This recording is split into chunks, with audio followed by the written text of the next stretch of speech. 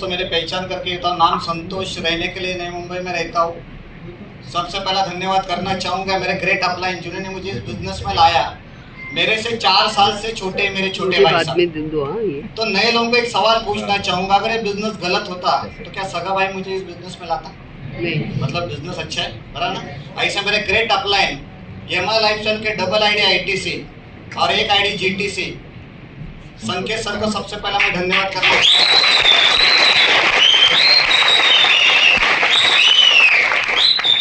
Y network marketing, Y यमा lifestyle. यहाँ पे कितने लोगों को ऐसा लगता है कि बाहर की दुनिया में या कोई भी फील्ड में इंसान को वैल्यू होती है या सक्सेस को वैल्यू होती है? जिसके पास में सक्सेस उसको मार्केट में इज्जत, बराबर ना?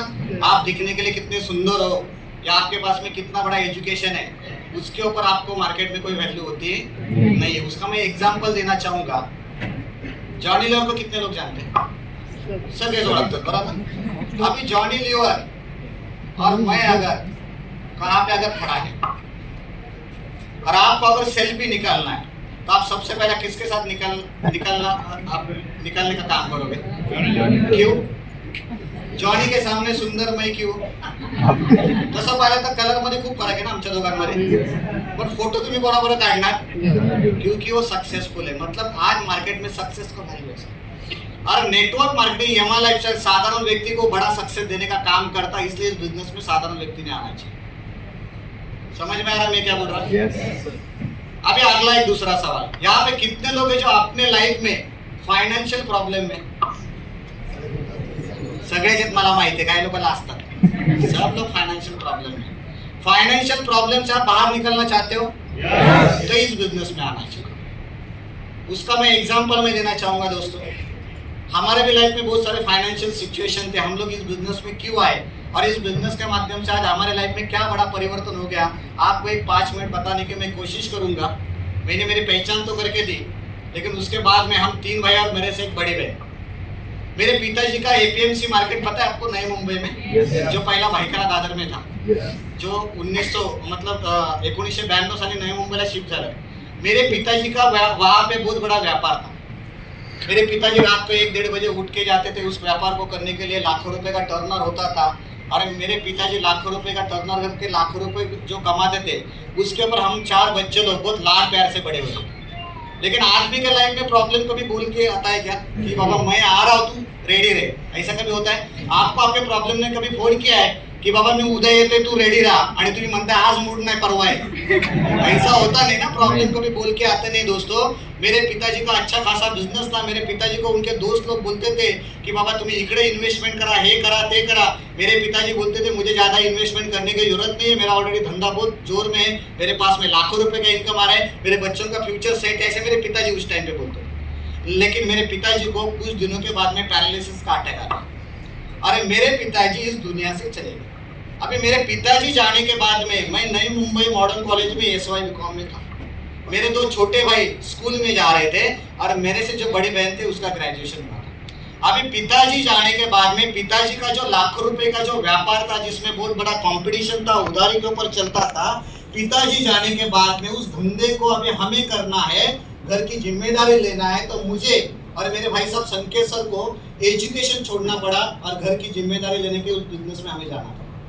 पिताजी के व्यापार को हम लोग जब देखते थे तो हमें लगता था बहुत इजी धंधा, इतना पैसा मिल रहा है। लेकिन जब हमने उस धंधे को करने की जब कोशिश की तो रात को 1:30-2 बजे उठ के जाना पड़ता था, बहुत मेहनत करनी पड़ती थी। और बहुत मेहनत करने के बाद में एक चीज ध्यान में आया था कि ये धंधे में बड़ा फ्यूचर नहीं है, क्योंकि कंपटीशन बहुत बड़ा है और सब उधारी के ऊपर काम चलता है। लाखों रुपए है लेकिन हाथ में कुछ नहीं, सब चोपड़े में।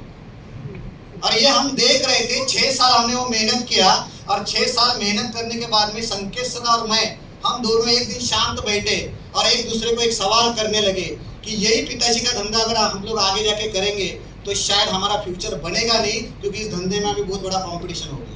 तो अभी क्या करना चाहिए? तो सबसे पहले इस धंधे को बंद करना चाहिए। देखते मार्केट में क्या करेंगे बाद में सोच लेंगे, लेकिन पहले इस धंधे को बंद करना चाहिए। और मेरे पिताजी का जो 25-30 साल का जो धंधा था उसको हमने बंद कर दिया।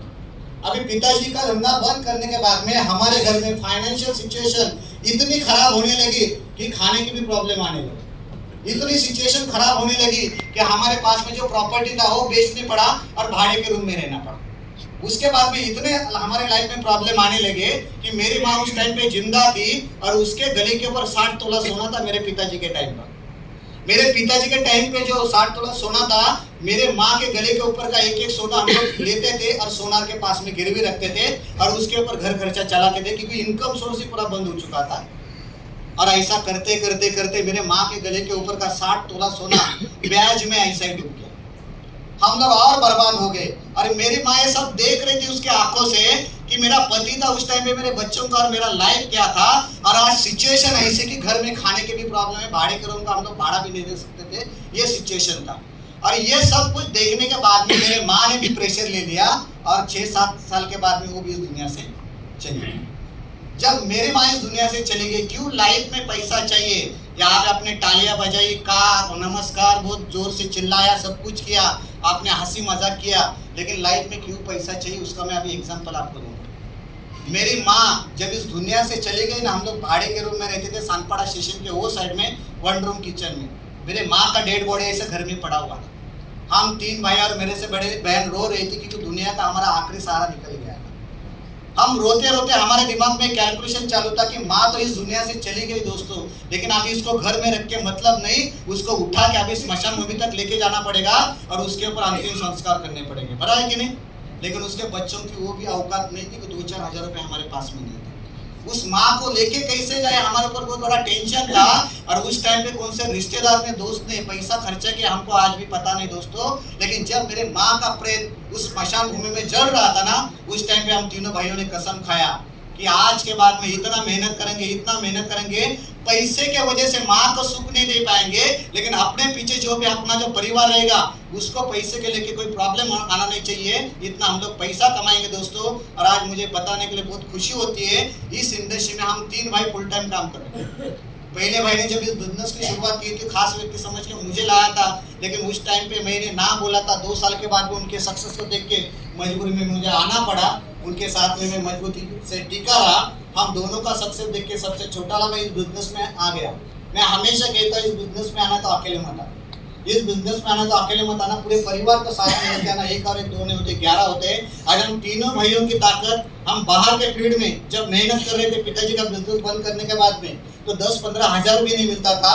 लेकिन इस बिजनेस की ताकत देखना, सबसे छोटा वाला भाई हमारे पास 4 साल के बाद में आ गया, लेकिन आज इस बिजनेस के माध्यम से सीटीसी रैंक पे 40 लाख के ऑडी कार में घूमता है। मैं आईटीसी हूँ, मैं 50 लाख के मर्सिडीज बेंज में घूमता हूँ। लेकिन जिस भाई ने जब इस बिजनेस की शुरुआत की थी, उस टाइम पे मैंने उसको बोला था, अरे असं काय होत नाही, करू नकोस आणि मला पण सांगू नकोस। लेकिन वो भाई ने मेरा सुना नहीं, खुद का सुना, इस बिजनेस को करते गया दोस्तों। और आज बताने के लिए बहुत खुशी होती है, वही भाई आज इस बिजनेस के माध्यम से 1 करोड़ 40 लाख की जात गाड़ी।